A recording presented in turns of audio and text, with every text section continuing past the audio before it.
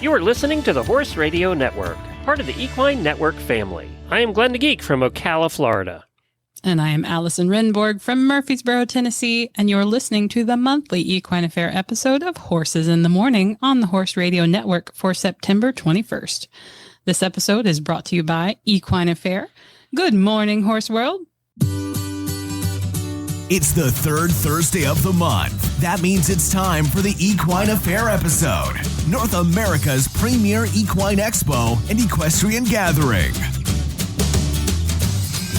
Well, good morning, everybody. Thank you for joining Allison and I on this third Thursday of the month. And of course, third Thursday of the month is always Equine Affaire. And we are at, less than 2 months away from the next Equine Affaire? Oh, don't say that, but yes. So it is in November, right? That is correct. November 9th through the 12th, if you hadn't figured that out by now. And it's in Massachusetts. Correct. Eastern States Expo. And this is really the Equine Affaire that the people who are shopping want to go to. One, you can buy Christmas gifts, but you can also buy yourself a lot of Christmas gifts. So it's pretty much just about buying stuff and also seeing some clinicians and things. But I think that when I was at the Equine Affaire in Massachusetts, it was a lot about buying stuff. And you know what? I'm sure this year's going to be no different.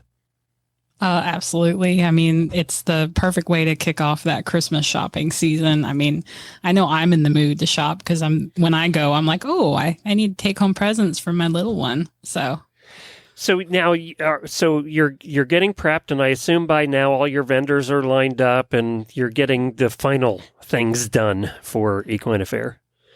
Well, yes and no. You would be surprised how many last minute vendors we have. But yes, we are. I actually just started the really intensive work on putting together our event program. And we were talking about when to get the final exhibitor lists in. And we're pushing that as late as possible because we always have last minute additions. But we do have a big trade show lined up already with lots of people committed early, which is what we like.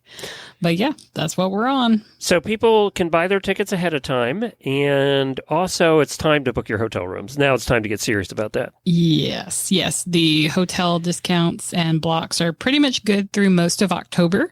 But I would say if you haven't done it yet, go ahead and get those hotels booked. And we have a lovely list of host hotels on our website. I mean, Springfield's a good-sized town, but it's not Boston. So get your hotel rooms booked. What about the BHRC? Yes. So by the time this episode airs, we'll have closed applications and we'll be working on selecting the lucky 25 competitors who are going to ride in the VHRC. But it's going to be a really good competition this year. We always do our utmost to put together a challenging obstacle course. What's it stand for? It's the Versatile Horse and Rider Competition. Okay.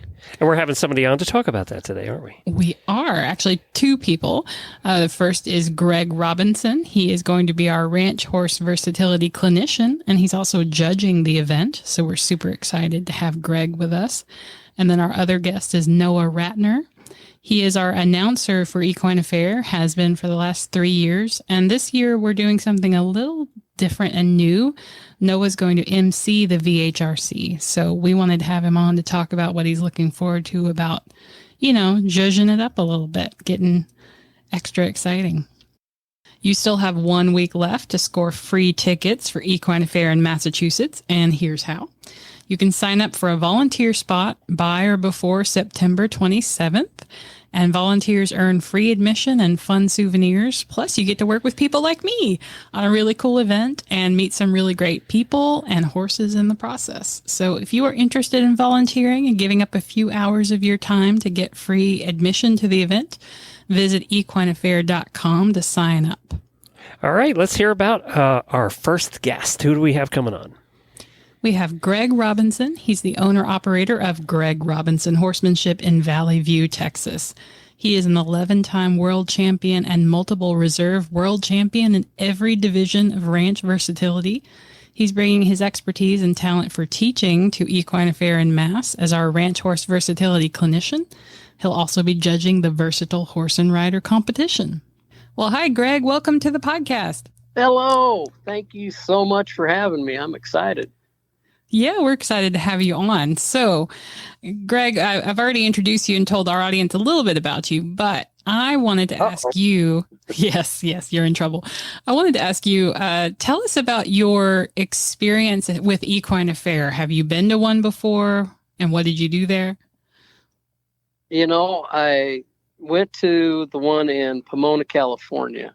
The first year I went there, I had a client's horse and went to the Craig Cameron Extreme Cowboy Challenge and had a ball there and made the finals, and then went back the next year, which would have been, I guess, the last year they were there, 2011, I think. Mm-hmm. And brought a stud colt that had never done that event, and ended up winning the event there at Pomona, and just had a ball. It was a great event, and tons of people. It was a very fun event. That's so awesome. I never got to go to our California events, but I hear about them all the time, and I hear how good they were. And that's just, oh man, that's really cool that you were there in 2011, and then you'll actually be joining us soon. Oh, what were you going to say? Yeah, it's kind of funny when I was talking to somebody there in the office here several months ago, or right around the first of the year. I said, I've always wanted to be, a part of Equine Affaire, and we were talking, and what's your name? So I gave him my name. Have you ever been to one before? And I said, were you with Equine Affaire in Pomona? Yeah. And I said, well, I won the Craig Cameron Extreme Cowboy Challenge out there. And she goes, oh, you're that Greg Robinson. I started laughing. I said, yes, ma'am, that'd be me. And I said, yeah, we'd love to have you. I'm like, great. It's when the police say it that way that you're in trouble. Yeah. And absolutely. And I am very proud that I won't give away my age completely, but I'm past half a century. And I don't have that problem anywhere. Oh, good. I'm glad to hear it. Allison's glad to hear it, too. Glenn has that problem. Yeah, right? I have it all the time. Matter of fact, somebody's knocking at the door. I'll be right back. Oh, no. You hope you will. So, Greg, were you teaching back then when you were competing, or has teaching become a new thing for you? Kind of tell us a little bit about that. No, I was doing, I was showing a lot of horses for the public, and giving a lot of lessons and doing clinics. I'm originally from Idaho, and that's kind of how I ended up moving to Las Vegas, which ended up moving me to California, which eventually ended up moving me to Texas, is the clinics. It was, oh my goodness, 20 plus years ago, somebody there in Idaho asked me to do a clinic, and I'm like, me? And they're like, well, yeah, would you? And I'm like, I'd never done a clinic before, but I did it, and I had such a good time. And then, oddly enough, before Facebook and all that, we got a home computer. I didn't even know how to turn on the dang thing, right? But my wife said, hey, there's this thing on here called Yahoo Chat, and they have horse chat. And I'm like, and you can talk to people with horses all over the world. And I'm like, well, that's kind of cool. So I got on that deal and, would talk to people. And there was a gal, her and her husband own a ranch and a big farm and raised some nice horses in North Dakota. And it happened to be calving season. So I was night calving and training all day. And we were talking about calving. And I said, well, when do you have your Brandons? And she told me, and I said, well, man, I'd love to come to your Brandon, because I'll go anywhere to rope calves. I love to rope calves and drag them to the fire. And she said, well, Greg, I can't pay you to drive clear to North Dakota to brand calves. And I said, no, but you could put on a clinic. You could host a horsemanship clinic, and I could come to a clinic. That'd pay for me to come have fun and rope calves. And that's how all this started, is that was my first out-of-state clinic. And they invited me back every year, and then twice a year. and it just kind of took off from there. And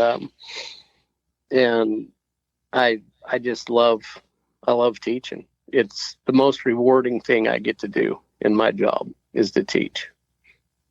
Well, that's so cool, and I like the way you think. You're like, well, I want to go have fun, so how can I pay my way? Oh, I'll teach. Yeah, it's like anywhere I want to go. Every year I take my kids back home to Idaho to go camp in the mountains and hide out and go fishing for a few days. And so I just go do a clinic or two that pays for the whole trip and then some, and we get to have a good time. And I've taken my kids all over the United States, and hey, you want to see Mount Rushmore? Cool, I'll book a clinic up there. And so I'm very, very blessed, very fortunate to do what I do. Yeah, it sounds like it. And then I wanted to ask you, you mentioned you were in Las Vegas and then California. Where in there did you end up in a movie? Because you were in a movie with 3 of your horses, right? Yes, I was. How'd that happen? Well, that happened. I attended a cowboy church a few times when I was visiting East Texas, and met a guy named John Riggs, and he was the pastor there. And he ended up having the RFD TV show Cowboy Authentic. And he contacted me and he said, "Hey, you're like into the buckaroo vaquero thing, right?" And I'm like, "Oh yeah." He said, "Could you get us set up at a ranch, out in your part of the world, and so we want to do a 4-day series on episodes on the buckaroo style." Yeah, I could do that for you. So I set it up on the Gamble Wine Cup Ranch out in Nevada, which is over 1 million acres.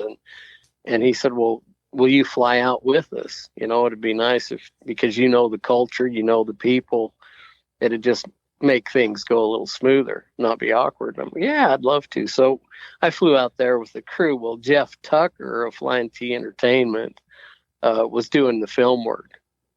And so fast forward a few months, I get a call from Jeff and he said, "Hey, can you and your boys come do a screen test? We need extras for a movie." And I said, "Well, yeah, my oldest boy ain't around." I said, "Well, Bucky and I can come." So we went and did a screen test, and they said, "Well, we're going to use you. Can you pick up a horse's hoof and ask somebody to hand you a nail?" I'm like, "Yeah, I could probably pull that off." And so, I'm thinking, "Oh, that'll be kind of fun."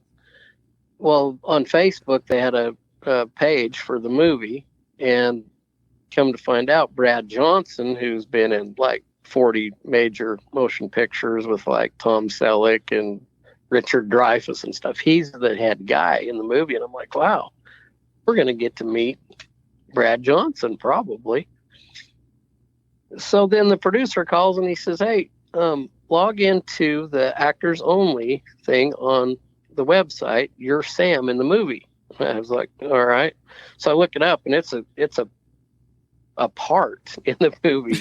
And then I realized I got to be doing a sit down scene with Brad Johnson. So I call this guy back up and I'm going, "Pete, I'm just a cowboy, right? I'm not an actor." But he goes, "Oh no, you'll be fine." So then they were needing some horses, and so I took my stud Playboy down there, and Gildan, and my gray mare that will be at Equine Affaire, and went down there because they said, "Hey, have you got some other horses?" Yeah. So I went down with my horses, and Brad Johnson just fell in love with my stud horse. So actually every scene that he's in the movie on a horse, he's on my stud, and he didn't need a stunt double. He roped a steer on him and everything. So it was just a really cool experience, and I owe it all to the horses. I've been in different countries, and I've ridden my horse through Central Park, New York City, and I mean, I've been all over anywhere I wanted to go, and it's all because of horses. So I owe them my very best, because they've sure led me to a really beautiful life. Yeah, it sounds like it. I mean, you can take your kids anywhere you want. You can go anywhere you want. You can be in the movies. You can, I mean, you can do all kinds of cool stuff. How did you get into ranch versatility? Because that's sort of the thing that you do the most and that you, I would assume, are the best at. You've got 11, you're an 11-time world champion, multiple reserve world champion. Ranch Yes, versatility ma'am. is your thing. Tell me about that. Well, it stems from my teen years when I went and buckarooed, and I worked on a lot of big ranches in Nevada and Wyoming, Idaho, Utah. So I'm really in love with the vaquero style of doing things, and then I ended up getting in the performance world. So I just kind of blended those two things together. And then I really got involved in the NRHA, showing just reiners. And there for several years, I thought, well, that's what I am. I'm a reiner guy, you know. And but I still took my reiners, my show horses, to like Brandon's and stuff. I still said, you know what, it's important for this horse to have a job outside of that arena. And I found such great value in that. That my show horses didn't get show sour and stupid in the show pen because they were actually really broke. Because I could like ride across creeks and open gates and rope off of them, you know. They weren't just spinning slide horses. And so when ranch versatility first started taking off, oh, that had to have been, I don't know, 15 plus years ago, I guess, was when it first started kind of catching hold. Yeah. And I was so excited because I said, this is just my game, because versatility has always been my thought. I don't want to have one horse that I say, okay, this is my reiner and this is my rope horse and this is my trail horse and so on and so forth. I want to be able to say, this is my horse. And I can rein on him and I can drag calves to the fire on him and I can ride him up through the mountains and across creeks and work cattle. Whatever I want to do, I can do on that horse. And so it just fit my style of horsemanship perfectly. So I got pretty involved in showing in that, and I've been pretty blessed to do quite well at it. Yeah, and then we're excited to have you in Massachusetts this fall. You're going to be a clinician. You're our ranch versatility clinician. So what are you hoping to talk about at the show? What can people learn from you at the event this fall? Well, number one, I'm just so excited to be coming.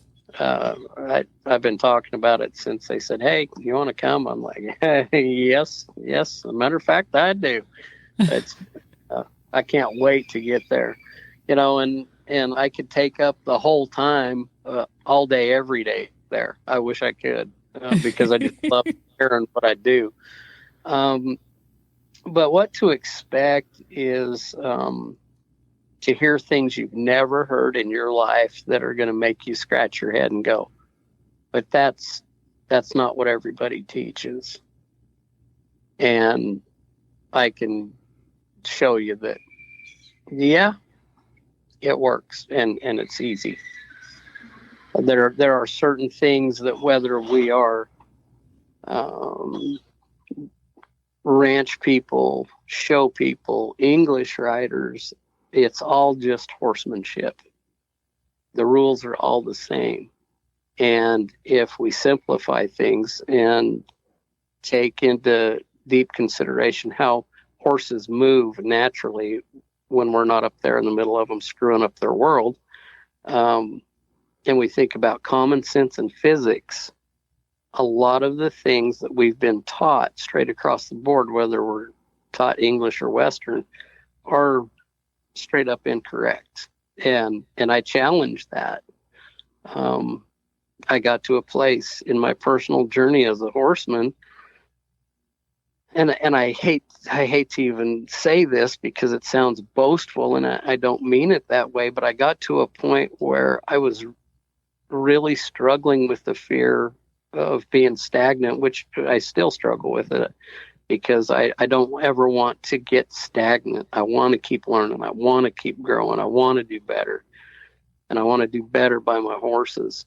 and I couldn't find anybody to really ride with that either I already know what they know, or I know what they do and I don't particularly like it. So I was in a strange place there for a while, and then I thought, well, disregard what the two-leggers say. What do you say? And I took it to the horse, and that's when everything changed for me. I started changing body position, leg position, definitely where I was looking, and everything got so much easier. And I was like, why does nobody teach this? So, I kind of say it as a joke, but I say, I don't know who the original dude was that back in the dark ages was riding one around and looked pretty good. And he just said, this is how it's done. And everybody went, oh, okay. And it just became biblical that that's how you ride. And nobody ever questioned it. And I got to a place where I just started questioning everything I'd been taught. And a lot of it I threw right out the window. And I'm very glad I did, because it makes things go so much easier. The lessons I just did this morning, they were like, you've got to be kidding me. It's that easy. And I said, yes, ma'am, sure is. So, I kid around and I say, I think I come up with most of my theories is because by nature, I'm kind of a lazy son of a buck. I don't want to have to work that hard to train a horse. I need to remember that for the rest of my life. I need that statement right there. I say it jokingly, but there's some honesty to that. I have to work. I think that's true of all of us in many ways, isn't it? If nothing else, I'm dang sure going to be pretty brutally honest, even with myself. But the course of least resistance, that's what we all try to take. Water does it. I mean, water finds the course of least resistance, and I think humans try to too. Right. And there's so many little things that I cannot wait to share with the folks up there. Like leg position. You watch people, they'll push their lower leg way off of the horse and wonder why the horse isn't falling into that opening. So, and I'm going to do this in front of the crowd there. If you set your hand, say you're opening up your right leg to get that horse to turn right, if you raise your thigh up off your saddle and set the palm of your hand between your saddle and your thigh and let your leg down, and then you flare your leg open like you were doing, you will find that it basically crushes your hand, that you can't even pull your hand out from under your own leg. And the more you try to flare your leg off of that horse, the more pressure you're putting on that horse. Mm-hmm. But if you turn your toe out and open your thigh, relax your thigh muscle and flare your thigh open, your hand lifts right out. So there's little differences like that nobody really thinks about. And it's the kind of stuff that keeps me up and in the arena at 3 a.m. Because I'm pretty obsessed with this and how to make it more refined and easier. So it's little things like that I'm really excited to share with everybody up there. Well, yeah, and we're excited to have you. I was looking at our schedule. Looks like you are presenting 3 times on Thursday, including first thing in the morning, and then also on Friday. And then also on Friday, you are judging our versatile horse and rider competition. And I'm even more excited, having heard you talk about versatility and your passion for that you're going to be judging our big versatile competition. Are you looking forward to that? Have you seen that competition before?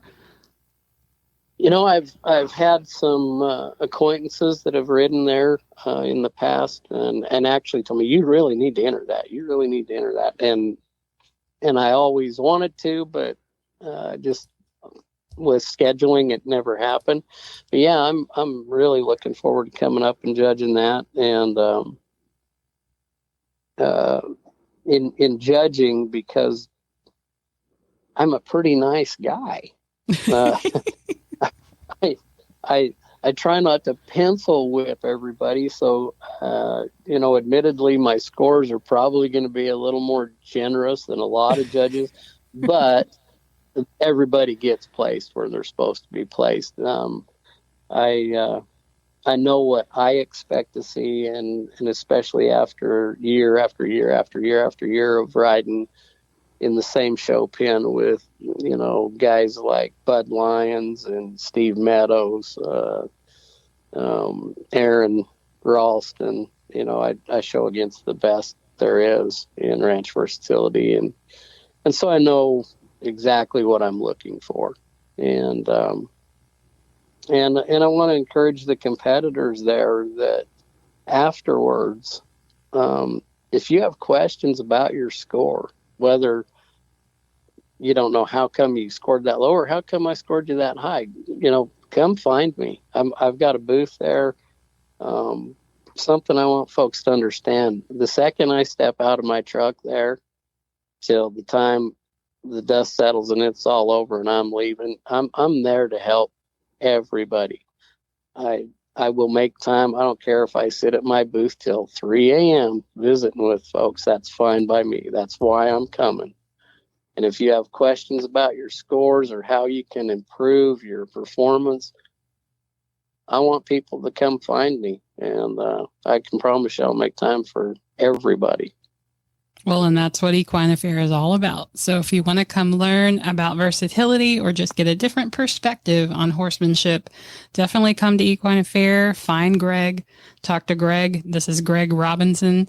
And thank you so much for coming on the show, Greg. We really appreciated having you. Oh, it was my pleasure. I had a great time. I really look forward to getting up there and meeting all you folks and riding around and just having a ball. Speaking of the Versatile Horse and Rider Competition, Chewy is the official sponsor of it. You may be familiar with Chewy from ordering supplies for your dogs and cats, but did you know you can also order supplies for your horses? Check out Chewy.com for all your horse supply needs, from feed to treats to first aid, grooming supplies, tack, blankets, and much more. That's Chewy.com. And next up, we have Noah Rattner. Noah has spent 25 years in the dressage world. He is a USEF Level 5 show manager, a member of the USEF Dressage Sport Committee, the general manager of Devonwood Equestrian Center in Sherwood, Oregon, and a talented and hardworking announcer. We were lucky enough to snag Noah as the official voice of Equine Affaire 3 years ago, and we're delighted to have him on the show today to chat about all things dressage, announcing, and, of course, Equine Affaire. And did I mention he's also a master scuba diver trainer and a wedding officiant? Please welcome my good friend Noah to the show. You're going to love him. Hi, Noah, my coffee buddy. How are you? I'm excellent. How are you doing? We're doing great. We're having way too much fun, but it's about to get more fun because you're here now. So I love it. All right. So I have had you on the show before we were part of Horses in the Morning. So we're just going to pretend like that an interview didn't happen, and we're going to start fresh. So I've already introduced you. You have so many cool things. You do so many cool things. But why don't we start with announcing? Because if our listeners can't tell, you are an announcer. So what do you do? Well, I have been at this for quite some time now, but I started out announcing little horse shows in Oregon about 20 plus years ago, and have just kind of expanded the business over the years. And as I travel from state to state, new people would hear my voice and ask me if I would be interested in doing fill in the blank kind of show. And so I have gradually increased from going coast to coast and corner to corner all throughout the United States and Canada. And now I announce at some of the major international equestrian events throughout North America, and including the Equine Affaire. Oh, that's sweet of you to include us. And absolutely, it's one of the beacons on my calendar. So what's the hardest thing about announcing? Like, if you, looking back over your experience, what's the hardest thing, the thing that people don't think about when they think, oh, you're an announcer, you must do X, but what's hard about it? You know, I think especially in context of announcing with equestrian events, is that people often forget that horses are animals, and animals are inherently unpredictable, and horses are flight animals. And with any event that we're at anywhere in the country or anywhere in the world for that matter, horses will do whatever they want to do. And I think one of the hardest parts about being an announcer is being immediately adaptable to any situation that you might encounter, whether it's in a ring or it's in an expo or it's in a performance, and just being ready to be empathetic and to be patient and to allow the horses to get themselves back under control if something has gone awry. And allow the handler or rider or lunger, whatever capacity the person that is involved with the horse is serving, give them an opportunity to get the situation back under control so that everybody can be successful. Do you know John Kyle, the international announcer? You probably run into John, I'm sure. I do, yes. Yeah, John's a good friend of ours. And the first time I heard him say, when one of those things happened at a major show, the first time I heard him say in his British accent, well, that was unfortunate, it just cracked me up, because it was just, that was unfortunate is a way of saying things have gone terribly wrong, but, it doesn't sound bad. It just sounds like it's unfortunate. Yeah, so absolutely. When I heard totally that statement the first time, I went, John, that's a winner right there. It is unfortunate. Yes, it was in many ways. That's one of my favorite judges in the dressage world is FBI 5-star. So he's one of the judges that's qualified to judge at the Olympic Games and World Championships. And one of his specialties is with the young horse classes. And with young horses, again, they will do what they want to do. They're still new to the game and they're still learning the process. And at the end of the test, the judges give a debrief that is done verbally to the rider. And when something didn't go to plan, he always begins it with "sadly today," and so I think of that the same way. Yeah, him saying, "Well, that was unfortunate." Yeah. Sadly today. You Sadly do develop today. those little catchphrases though as an announcer, don't you? That's exactly right. Yeah. Do you catch yourself trying to not say them as often? Because we all have catchphrases. I've been doing this for 14 years, and I still say certain things that I wish I didn't say.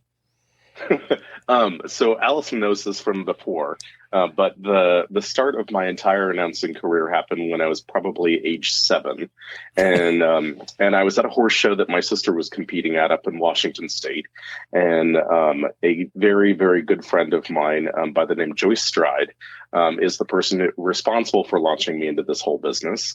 And she is the Oregon Dressage Society historian, but she also used to serve as the announcer for a lot of our events.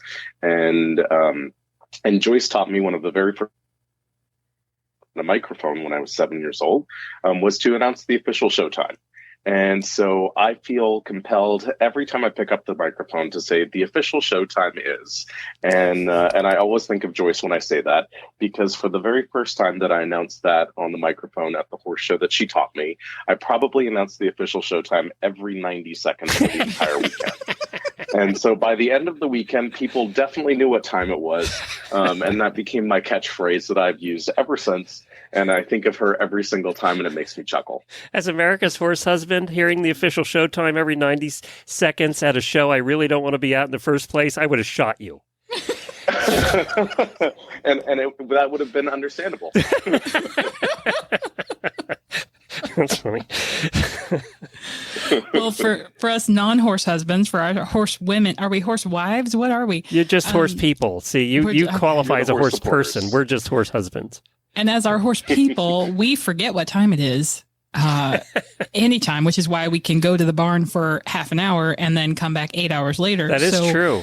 It's very handy to have an announcer who can tell us the official showtime every 90 seconds. We just need that. No, how do you do the names? The names of the people and the names of the horses. I am not good at names. Everybody knows that on this show.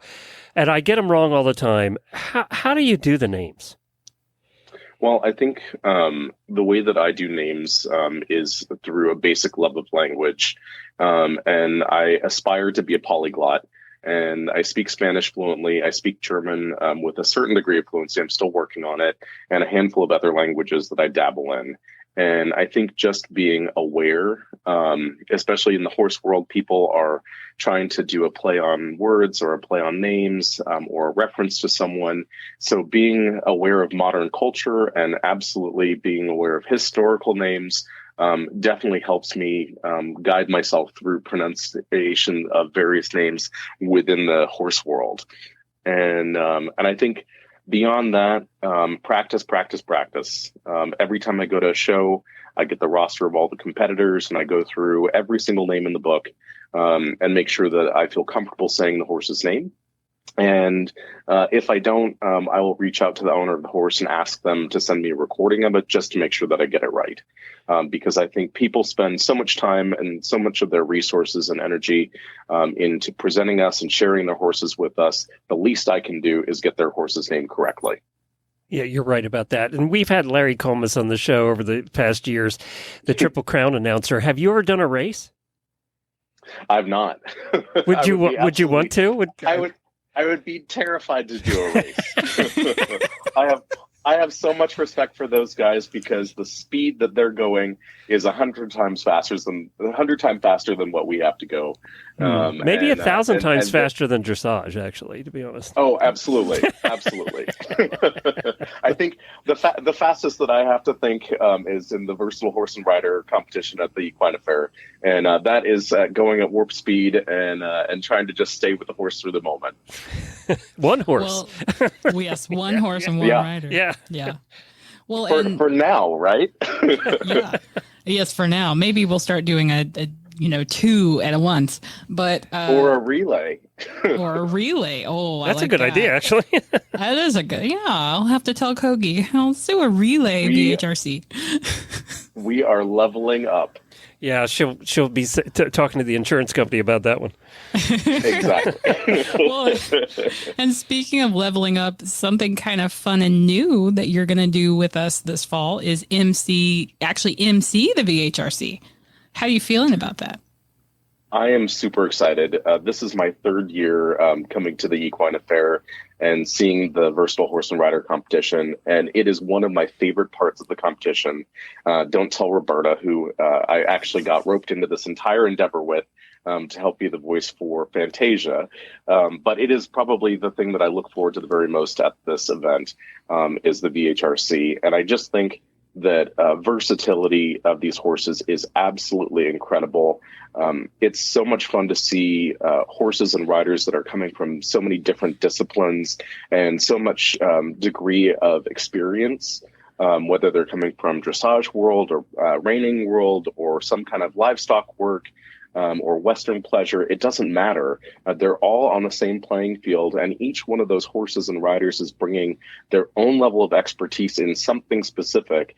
And it's so much fun to see what that is as they work their way through the competition. And I just think I'm excited to be the voice of it, to help shed some more light on maybe what the riders have provided to us in the information, their backstory, and maybe some of the obstacles or challenges that their horses are presented with on the course, and being able to highlight why that particular obstacle or why that particular challenge might have been something that they excelled at. And I think that I think it's a fantastic event, and I look forward to it every single Equine Affaire. One of our regular guests here over the years on the show has been Stefan Peters, and also on the dressage show that we do. What's your relationship with him? You know, I have known of Stefan since I was a little kid, and he is an icon in dressage sport, both in the United States and globally. And I'm so happy to see that Stefan continues to have such resounding success as he matures through the years and continues to be really an ambassador for U.S. dressage. And what he's done for the sport with the Rave Horse at the Tokyo Olympic Games, to everything that he does to support our sport on a national level and be an ambassador everywhere he goes for USA Dressage is just tremendous. He's been a clinician at my venue in Oregon. I see him on a frequent basis at the CDI competitions that I announce at. And he's just an overall good human. He is. And, you know, you get what you see what you get with Stefan. There's not a lot hidden there. You know, he's just a good guy. Yeah. He is. Yeah, I agree. He's one of the ones. We hear so much bad. He's one of the good. I think that's absolutely right. And I think just like the VHRC, the Versatile Horse and Rider competition at Equine Affaire, when I saw Stefan's name pop up on the roster of featured clinicians at this year's Equine Affaire, I did a little happy dance because he is such a great representative for our sport. And I am so excited for the people in the Northeast to experience him firsthand. And I think it's just going to be a great show and a great opportunity. Oh, no. The VHRC is Friday, November the 10th at 1 or 1:30. I think we've changed up the time a couple times, but either 1 or 1:30 on Friday in the Coliseum. So you want to be there on Friday to see that and to see Noah do his thing. I wanted to mention to auditors to hang on for the post show because Noah's going to hang around and we're going to talk to him about some embarrassing things. We'll do that in the post show. So Noah, thank you for joining us. It's been a pleasure getting to hang out with you for a few minutes here, and we look forward to seeing you in November. Likewise. Thanks so much. So where do people go again to get their tickets and hotels? You only have less than 2 months now, people. You would go to equineaffaire.com. That's where you can buy your tickets for Equine Affaire and also for Fantasia, which is our nighttime show. We haven't talked about Fantasia yet this episode, but you don't want to miss Fantasia. And we have one more episode, I guess, before the show in November. Oh my gosh, you're right. Yeah, it's that's getting it. real close. Yeah. Oh man. So it's only one more episode. So we'll see everybody next month. As I said, Equine Affaire is always here the third Thursday of the month, and that'll only be a couple of weeks before the next one. And then we'll be thinking holidays and Christmas and Radiothon and all that stuff. So, I'm looking forward to the holiday season this year, only because it will finally be under 90 degrees here in Florida by the time it comes around. That's a good reason to look forward to it. Thank you, Allison. Thank you, and we'll see you at Equine Affaire.